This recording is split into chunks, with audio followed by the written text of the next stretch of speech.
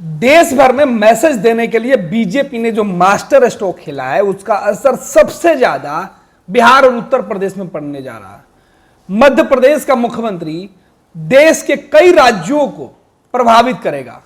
यही वजह है कि बीजेपी के चाणक्य अमित शाह जिस वक्त पटना में बैठे थे उस वक्त वो मध्य प्रदेश का भविष्य तय कर रहे थे। बिहार में तेजस्वी यादव जब उनको बुके दे रहे थे तो तेजस्वी मुस्कुरा रहे थे, लेकिन शाह के चेहरे पर जो मुस्कान थी वो मुस्कान बता रही थी कि अब तेजस्वी का जनाधार हटने वाला है और वो बीजेपी में बंटने वाला है। और यही मुस्कान निकलकर सामने आई जब मध्य प्रदेश में मुख्यमंत्री के चेहरे का ऐलान हुआ। सोशल मीडिया पर अब सबसे ज्यादा इसी बात के चर्चे हो रहे हैं, जिस बात की चर्चा हमने पिछले दिन किया था।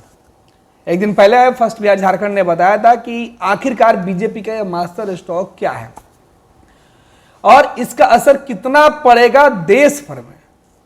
खासतौर पर लालू प्रसाद यादव और अखिलेश यादव की सियासत, यादवों की सियासत को कम कैसे किया जाए, कैसे बांटा जाए।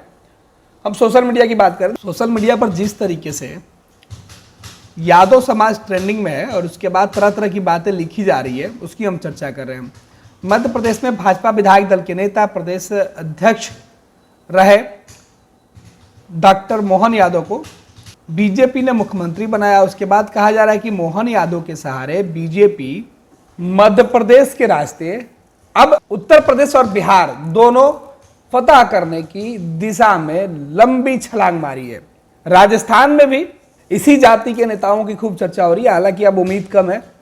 लेकिन बीजेपी देश भर में मैसेज क्या देना चाहती है? बीजेपी देश भर में मैसेज देना चाहती है कि वो सभी जाति के नेताओं को उचित जगह देती है। बीजेपी सभी को लेकर चलेगी और खास तौर पर जब 2024 और 25 बिहार जीतना बहुत जरूरी है, उत्तर प्रदेश जीतना बहुत जरूरी है नरेंद्र मोदी अमित शाह के लिए, तो अमित शाह और नरेंद्र मोदी ने जातीय समीकरण इस प्रकार से सेट किया है कि जो पिछड़ा वोट बैंक है वो उनके पास इकट्ठा आ जाए। बीजेपी के इस मास्टर स्ट्रोक से सबसे ज्यादा जो खतरा है वो कांग्रेस को लगा है। ये खतरा जो मंडरा रहा है, झटका जो लगा कांग्रेस को, खतरा जो सबसे ज्यादा मंडरा रहा है और जो खतरा है इससे कांग्रेस और कांग्रेस के सहयोगी पूरी तरीके से बिखर जाएंगे।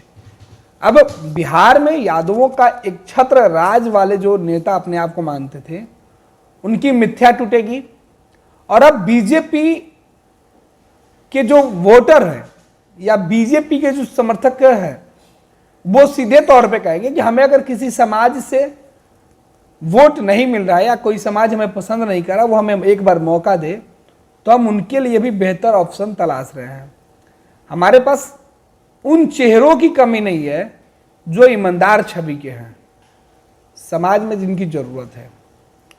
और यही वजह है कि सोशल मीडिया पर तरह तरह की बातें लिखी जा रही है और तरह तरह के जो राजनीतिक जानकार हैं वो अपनी अपनी टिप्पणी कर रहे हैं कि यादव जाति के सहारे बीजेपी ने कई नेताओं का कद घटाने की कोशिश की है और बीजेपी ने यह मैसेज दिया है कि वो इस जाति के विरोध में ना थे ना हैं और इस जाति के जो लोग नेता अपने आप को पूरे देश भर में घूमकर इनके हिमायती बनते हैं उनके चेहरे से पर्दा हटाया जाए, उनके आंखों पर जो धूल है वो साफ कर दिया जाए कि भाई अब बीजेपी में भी इस समाज के लोगों को उतना ही सम्मान मिलता है जितना आपके यहाँ मिलता है।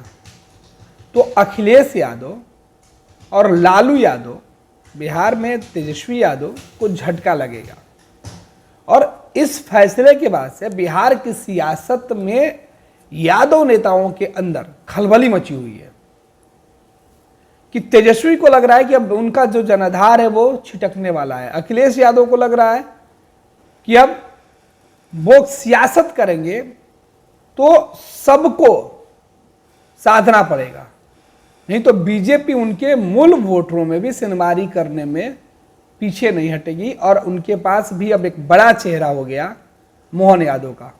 मोहन यादव का इस्तेमाल पूरे बिहार और उत्तर प्रदेश के चुनावी जनसभाओं में किया जाएगा। बिहार और उत्तर प्रदेश के कार्यक्रम में किया जाएगा और इसका फायदा भी मिलेगा। बीजेपी को यह बात अच्छी से पता है।